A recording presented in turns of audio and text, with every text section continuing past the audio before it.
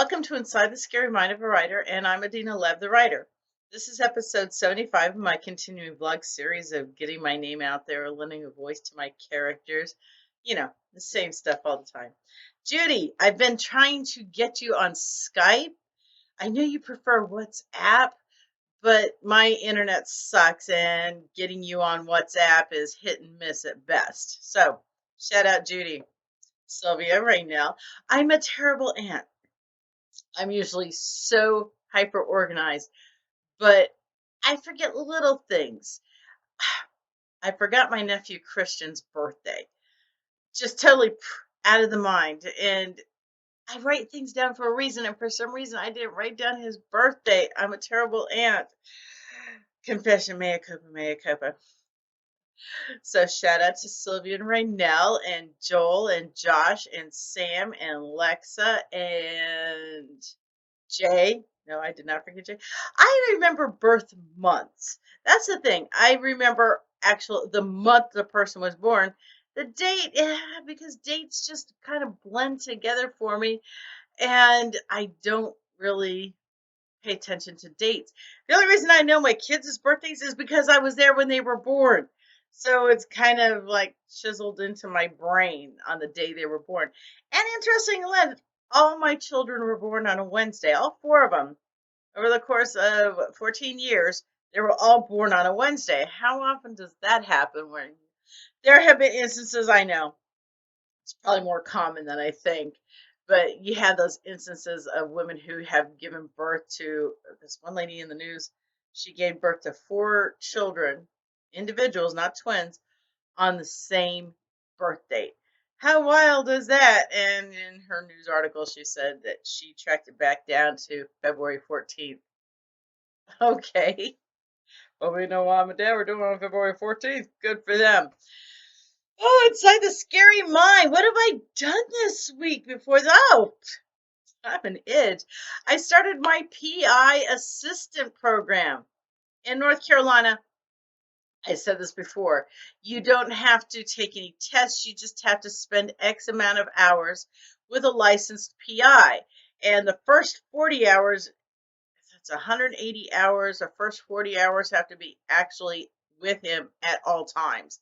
He's holding your hand. And this is an unpaid internship, if you will.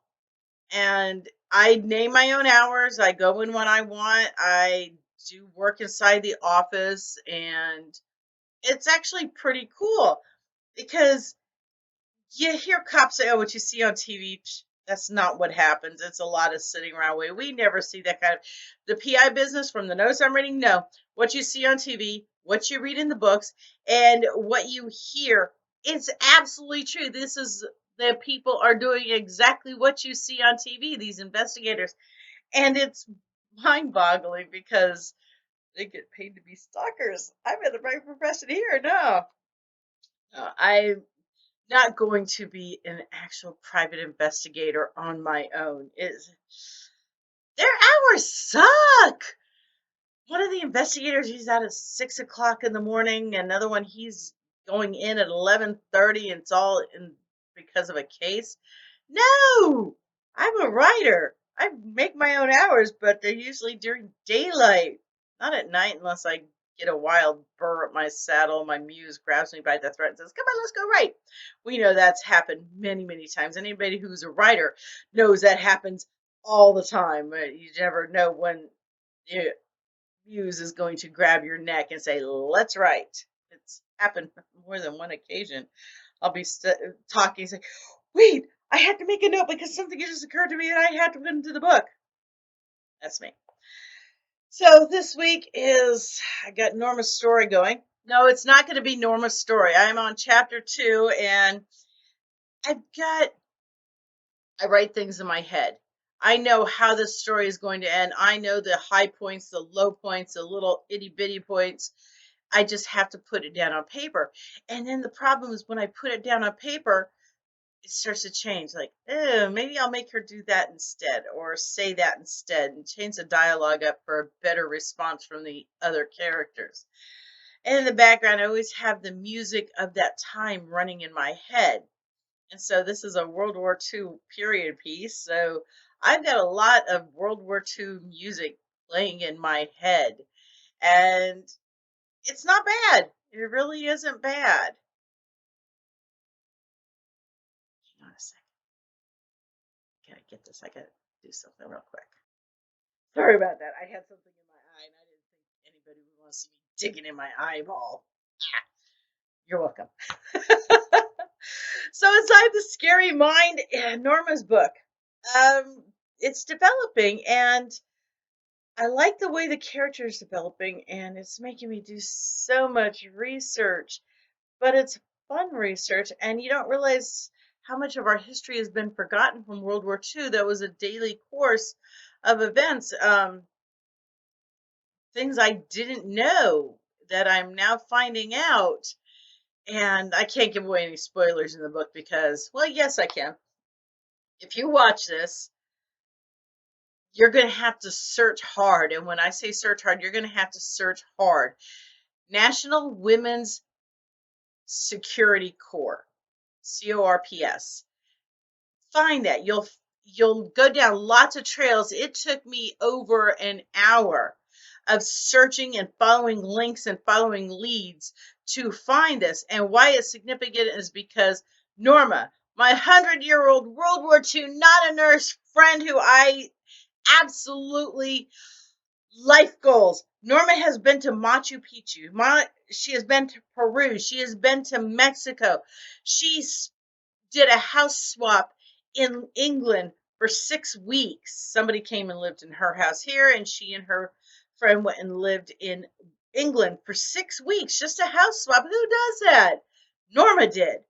So these are things that I just find absolutely intriguing about this woman. Listening to her talk about her life, not just World War II time, because that's significant for the book, but in the 70s. She was around. She was a working woman in the 50s and 60s and 70s before she retired. So she was at the forefront of the desegregation movement, the women's movement, all these other things that are so historical. She is like the freaking Bubba Gump. What is his name? Don't you hate when the Tom Hanks character? What is the name? You know, somebody will tell me later, I'm sure. But life is like a box of chocolates. Don't you hate it when you can't remember somebody's name or the movie name? I have aphasia. It's from a traumatic brain injury I got when I was a corrections officer. If you're watching this, you already know this. But the aphasia, my form is I can see the word in my head. I can taste the word. I know the word. I just can't get it out. And that's why writing is so much easier for me. So is sign language because I don't need the words. I can just use the motions. So this has been inside the scary mind of a writer. It's a scary, scary place, but it also really can be a good trip. Like the video, thumbs up. Didn't like it, thumbs down. And a shout out to Joel Block. He is in a group called Earther, and they're going to be doing a show here shortly. Put it on Facebook, Google them, and I will be on this video again next week. You like it? Thumbs up, thumbs down, subscribe, drive my numbers up, drive my sales up, and maybe I will get a real agent and don't have to do all this myself. Y'all be safe out there. Bye.